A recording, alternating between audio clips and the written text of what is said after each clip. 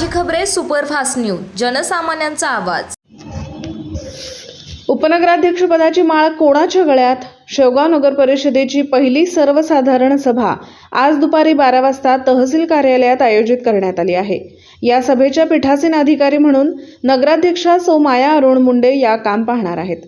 या महत्त्वाच्या सभेत नगर परिषदेच्या उपनगराध्यक्षपदाची निवड होणार असून भाजप व राष्ट्रवादी काँग्रेस या दोन प्रमुख पक्षांमधून उमेदवार निवडला जाण्याची दाट शक्यता आहे।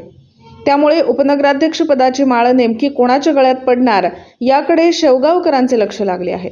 आज शिवसेना तसेच राष्ट्रवादी काँग्रेस शरद पवार गट यांच्याकडून एखादा राजकीय चमत्कार घडणार का याबाबतही शहरात चर्चा रंगू लागली असून नागरिकांमध्ये मोठी उत्सुकता निर्माण झाली आहे।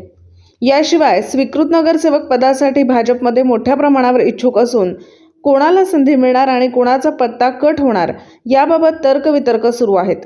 शिवसेना तसेच शरद पवार गटाच्या राष्ट्रवादीतही स्वीकृत नगरसेवक पदासाठी रस्सीखेच सुरू असल्याचे चित्र आहे।